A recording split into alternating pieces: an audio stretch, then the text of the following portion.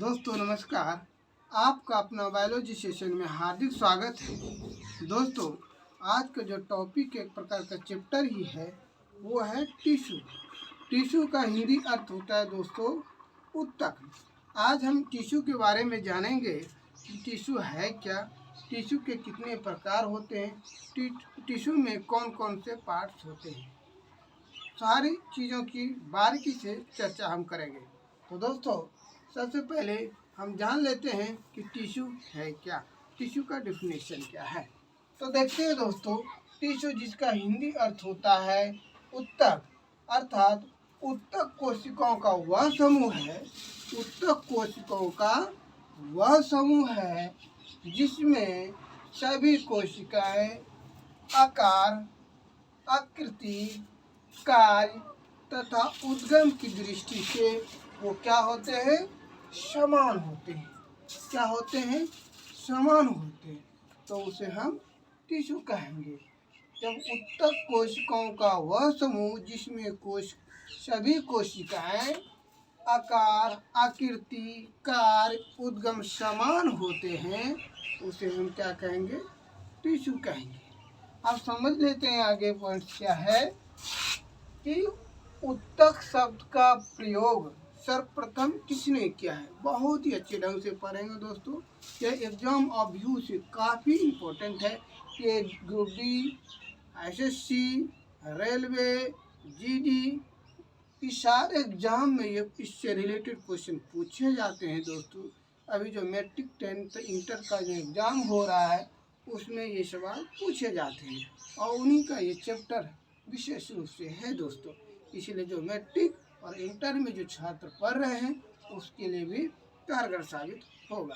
दोस्तों ये जो है ऊतक शब्द का प्रयोग सर्वप्रथम विचेत नामक साइंटिस्ट ने किया है। किसने किया है, विचेत नामक एक साइंटिस्ट वैज्ञानिक थे जिन्होंने जो ऊतक शब्द का प्रयोग किया है।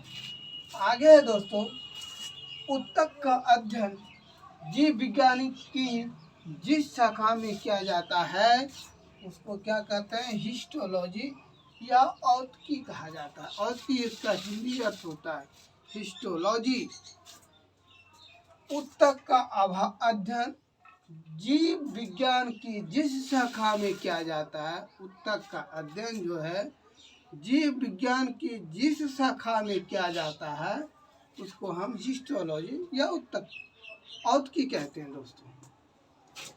आगे है कि हिस्टोलॉजी शाखा की स्थापना इटली के वैज्ञानिक मार्सेलो मेलपिगी ने की थी। किसने की थी, मार्सेलो मेलपिगी ने की थी।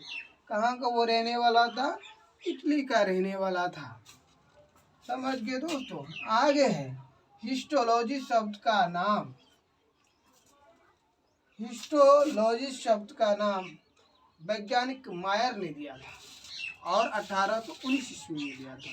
हिस्टोलॉजी का जो नामकरण किया था दोस्तों वो वैज्ञानिक मायर ने किया था 1819 ईस्वी में। आगे है दोस्तों ऊतक तंत्र, जिसको कहते हैं टिश्यू सिस्टम। क्या कहते हैं, टिश्यू सिस्टम। जब सामूहिक रूप से ऊतक एक विशिष्ट कार्य करता है, जब सामूहिक रूप से ऊतक एक विशिष्ट कार्य करता है तब ऊतक का समूह ऊतक तंत्र कहलाता है। मतलब कि एक एक ऊतक मिलकर जो है ऊतक तंत्र का निर्माण करता है। वही है, जब सामूहिक रूप से ऊतक एक विशिष्ट कार्य करता है तब जो है ऊतक का समूह ऊतक तंत्र कहलाता है। ऊतक का समूह ऊतक तंत्र के आगे दोस्तों, ऊतक तंत्र के अंतर्गत कोशिकाओं की संरचनाओं समान या भिन्न होती है। ऊतक तंत्र के अंतर्गत कोशिकाओं की संरचना समान या भिन्न भी हो सकती, दोनों प्रकार की हो सकती है दोस्तों। आगे है कि पादप तथा जंतुओं में भिन्न भिन्न प्रकार के ऊतक पाए जाते हैं। ऊतक तो पाए जाते हैं लेकिन वो भिन्न भिन्न पाए जाते हैं।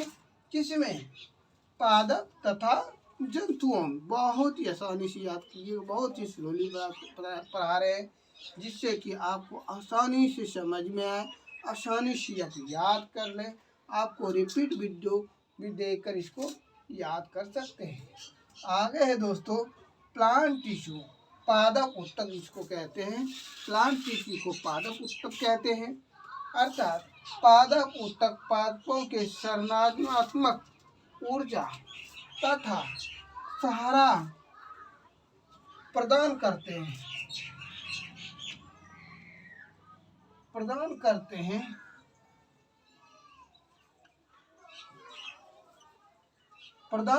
हैं ये ऊतक अधिकांशतः मृत होते हैं। क्या होते हैं? ये ऊतक जो है पादप ऊतक में ये अधिकांशतः मृत पाए जाते हैं। समझ गए दोस्तों? एक बार सरसरी निगाहों से और दोहरा लेते हैं ताकि ये टॉपिक हमको आसानी से याद हो जाए। टिश्यू ऊतक कोशिकाओं का वह समूह जिसमें सभी कोशिकाएं समान संरचना, कार्य तथा उद्गम की दृष्टि से समान हो, उसे हम क्या कहते हैं? ऊतक कहते हैं, टिश्यू कहते हैं। ऊतक शब्द का प्रयोग सर्वप्रथम विचेत नामक साइंटिस्ट ने किया था। आगे है दोस्तों ऊतक का अध्ययन जीव विज्ञान की जिस शाखा में किया जाता है उसे औत्की या हिस्टोलॉजी कहते हैं। आगे है दोस्तों हिस्टोलॉजी शाखा की स्थापना इटली के वैज्ञानिक मार्सेलो मेलप्पी ने किया था। आगे है दोस्तों हिस्टोलॉजी शब्द का नाम वैज्ञानिक मायर ने दिया था 1819 ईस्वी में। आगे दोस्तों ऊतक तंत्र जिसको टिश्यू सिस्टम कहते हैं, जब सामूहिक रूप से ऊतक एक विशिष्ट कार्य करता है तब ऊतक का वह समूह ऊतक तंत्र कहलाता है। आगे है दोस्तों ऊतक तंत्र के अंतर्गत कोशिकाओं की संरचनाओं समान या भिन्न भी होती है। क्या कहता है? ऊतक तंत्र के अंतर्गत कोशिकाएं की संरचना समान या भिन्न भी होती है। आगे दोस्तों पादप का जंतुओं में भिन्न भिन्न प्रकार के ऊतक पाए जाते हैं। आगे दोस्तों प्लांट टिश्यू पादप ऊतक जिसका डिफिनेशन होता है पादप ऊतक पादपों को संरचनात्मक जिसको स्ट्रक्चरल कहते हैं ऊर्जा तथा सहारा प्रदान करते हैं। ये ऊतक अधिकांशतः मृत होते हैं। दोस्तों ये क्वेश्चन जो है एग्जाम और व्यू से काफ़ी इम्पोर्टेंट है दोस्तों। आप तो देखें ही, साथ ही साथ अपने दोस्तों को भी शेयर करें, कमेंट करें, लाइक करें, सब्सक्राइब करें और बेल आइकन की बटन को दबाना ना भूलें, जिससे होगा आपको कि दोस्तों मेरा जो वीडियो है आपको सबसे पहले नोटिफिकेशन के रूप में जाएगा। अभी के लिए bye, thank you, good bye.